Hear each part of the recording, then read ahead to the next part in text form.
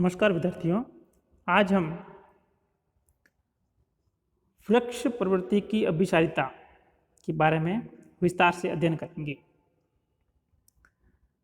वृक्ष प्रवृत्ति की अभिसारिता से हमारा तात्पर्य है कि विकास के दौरान विभिन्न पादप समूहों द्वारा वृक्ष की प्रवृत्ति को किस प्रकार से एक्वायर किया गया अर्थात अधिग्रहित किया गया। तो इस वृक्ष प्रवृत्ति की अभिसारिता की बात करते हैं तो हमें पादपों के विभिन्न समूहों में जो वृक्ष दिखाई देते हैं उनके अंदर आकारिकी में विविधता दिखाई देती है, अलग अलग उनका आकार होता है। इसके बावजूद इन विभिन्न पादप समूहों के वृक्षों में ऊंचाई, काष्ठीय लक्षण एवं बहुवर्षीय जीवन चक्र इत्यादि लक्षणों में हमें सभी पादप समूहों के वृक्षों में समानता देखने को मिलती है। इन विभिन्न असंबद्ध पादप समूहों द्वारा अधिकाधिक प्रकाश प्राप्ति के लिए ऊंचाई के लक्षण को विकास के दौरान अधिग्रहित किया गया, जिसके फलस्वरूप वर्तमान में विभिन्न पादप समूहों के अंतर्गत हम वृक्ष प्रजाति के पौधों को देख रहे हैं। अब इस वृक्ष प्रवृत्ति की अभिसारिता के अंतर्गत सबसे पहले हम पादपों के आदिम समूह, स्थलीय आदिम समूह बीजीय फर्न्स के अंतर्गत वृक्ष प्रवृत्ति के बारे में अध्ययन करते हैं। सामान्य पादप की उत्पत्ति पृथ्वी पर 400 मिलियन वर्ष पूर्व सिल्यूरियन काल के अंतर्गत हुई। तत्पश्चात 390 मिलियन वर्ष पूर्व ड्यूनियल काल के अंतर्गत इन्हीं सामान्य पादपों से वृक्षों का जो विकास हुआ।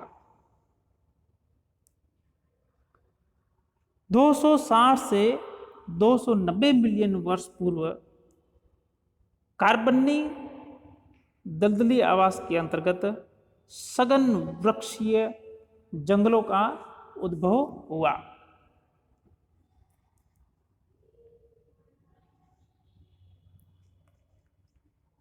इन सघन वृक्षीय जंगलों के अंतर्गत, जो कि बीजीय फर्न्स के पादपों द्वारा निर्मित थे, के अंतर्गत विशालकाय टेरिडोफाइट्स, कैलेमाइट्स एंड लेपिडोडेंड्रॉन जिसे क्लब मोस कहते हैं मौजूद थे, जो आज से लाखों करोड़ों वर्ष पूर्व विलुप्त हो चुके हैं। वर्तमान में इनके लघुकाय संबंधी इनका छोटा जो ट्री रूप सिलेजिनिला एवं इक्विसिटम के रूप पर हमें इस धरती पर देखने को मिलता है। अब हम देखते हैं कि इन बीजीय फर्न्स का समय के साथ बदलती वातावरणीय परिस्थितियों के कारण धीरे धीरे पृथ्वी से विनाश होना शुरू हुआ, अर्थात हम कह सकते हैं कि ये विलुप्त होते गए और इनकी जगह पर बीजीय फर्न्स की जगह पर अनावर्त बीजीयों का उद्भव हुआ। तो जो अनावर्त बीजी है वो आज से 200 से 300 मिलियन वर्ष पूर्व है जो इनका पृथ्वी पर उद्भव हुआ। पैलियोजोइक टेरिडोस्पर्म्स यानी कार्बोनिफेरस पीरियड के अंतर्गत, जिसको हम फर्न्स का युग कहते हैं, के अंतर्गत पैलियोजोइक टेरिडोस्पर्म्स थे। उनको है जो फर्न एवं जिम्नोस्पर्म्स के बीच की योजक कड़ी कहा जाता है। यानी इन्हीं पैलियोजोइक टेरिडोस्पर्म से ही जिम्नोस्पर्म के पादपों का उद्भव हुआ।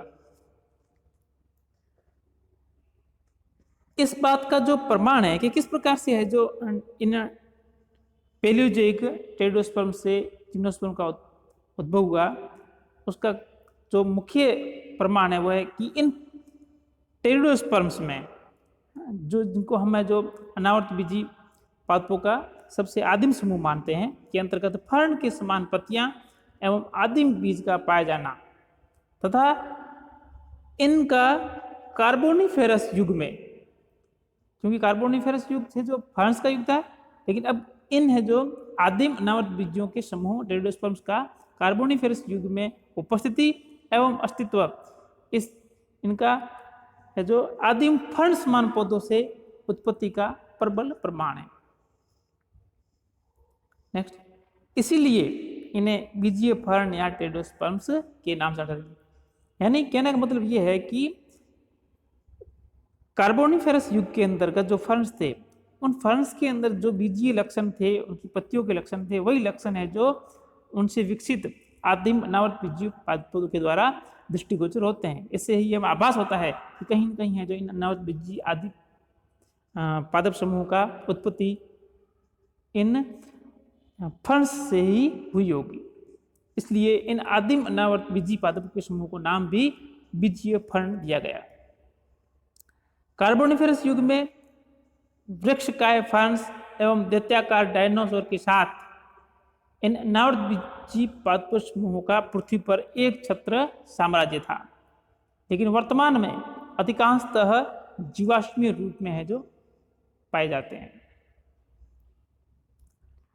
बीजीय फर्न्स की बात करते हैं तो बीजीय फर्न्स के अतिरिक्त अनावृत बीजियों में प्राचीन विलुप्त गण कॉर्डेटेल्स एवं साइकेडियोडेल्स के भी जीवाश्म पाए गए हैं। चैम्बरलेन के अनुसार सर्वप्रथम विशाल सघन वनों का निर्माण गण कॉर्डेटेल्स के सदस्यों के द्वारा किया गया। मिसोजोइक महाकल्प जो है उसको साइकेड्स का युग कहते हैं, क्योंकि इस महाकल्प में साइकस पादप समूह का अधिक है जो विस्तार था। अनावृत बीजियों के शेष पादप वर्गों में जीवित एवं जीवाश्मीय दोनों प्रकार के सदस्य सम्मिलित है। साइकेड्स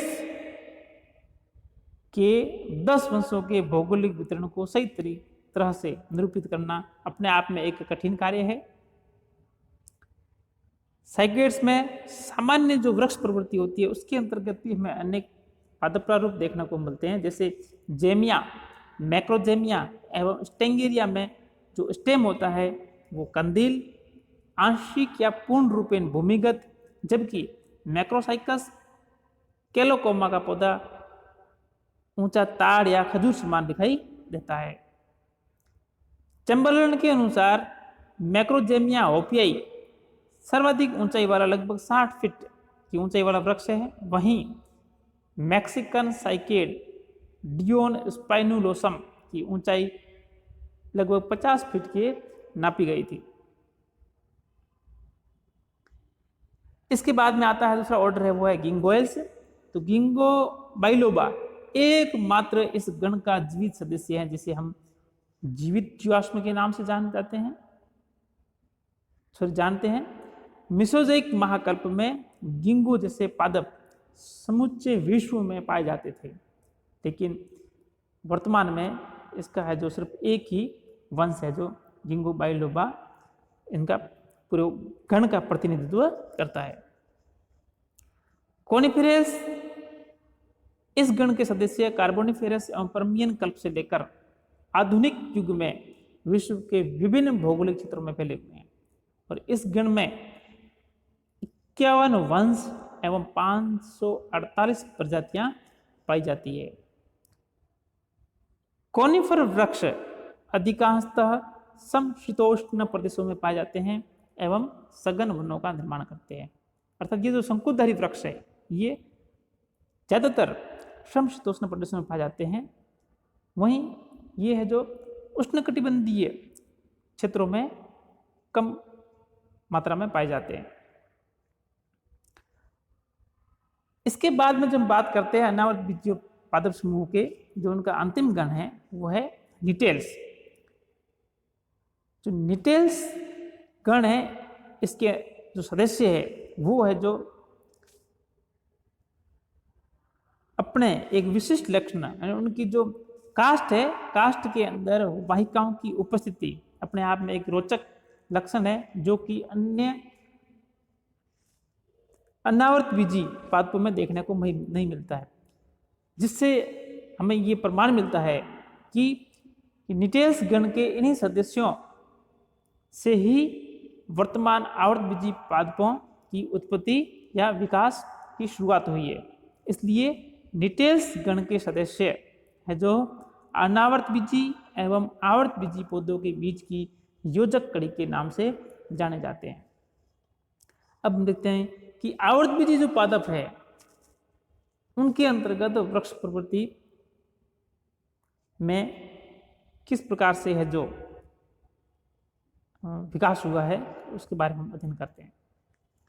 आधुनिक आवर्त बीजी पादप है, इनकी उत्पत्ति क्रिटेशियस युग में लगभग आज से 120 मिलियन वर्ष पूर्व हुई थी। हमारे आसपास के वातावरण में, चारों ओर पर्यावरण में हमें आद्य आवर्त बीजी मैग्नोलिया की प्रजातियां आज भी देखने को मिल जाती है। आधुनिक प्रभावी आवर्त बीजी क्रिटेशियस युग के उत्तरार्ध एवं प्रारंभिक टर्शियरी कल्प में आज से लगभग 60 से 50 मिलियन वर्ष पूर्व विकसित हुए। जो विकसित मॉडर्न जो एंजियोस्पर्म्स है वो है जो आज से 60 से 65 मिलियन वर्ष पूर्व विकसित हुए।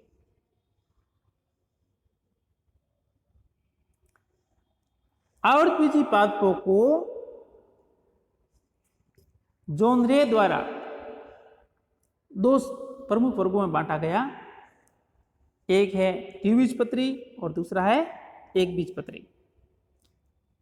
आधुनिक वृक्ष प्रजातियां जो हमारे परिवेश में दिखाई देती है अधिकांशतः वो सभी है जो द्विबीजपत्री पादप समूह से बिलोंग करती है।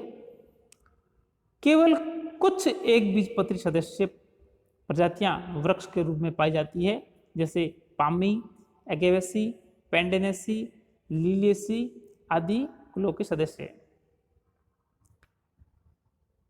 इसके अलावा कुछ है जो ट्री लाइक मोनोकॉट्स है, यानी मोनोकॉट्स लेकिन वृक्ष के समान दिखाई देते हैं, जैसे म्यूसा और बैम्बूसा। म्यूसा जिसे हम केला कहते हैं वो है जो वृक्ष नहीं मानते हैं, क्योंकि इसके जो स्तंभ का निर्माण होता है वो परंत के आधारों के आपस में परस्पर संयुक्त होने से होता है। वहीं बैम्बूसा जो बांस होता है उसकी ऊंचाई काफ़ी अधिक होती है, लेकिन उसके बावजूद भी है जो उसको वृक्ष की श्रेणी में शामिल नहीं किया जाता है। इस प्रकार से हम देखते हैं कि विभिन्न पादप समूहों द्वारा विकास के दौरान बदलती हुई वातावरणीय परिस्थितियों के अनुसार अपने आप को वृक्ष के रूप में विकसित किया। धन्यवाद।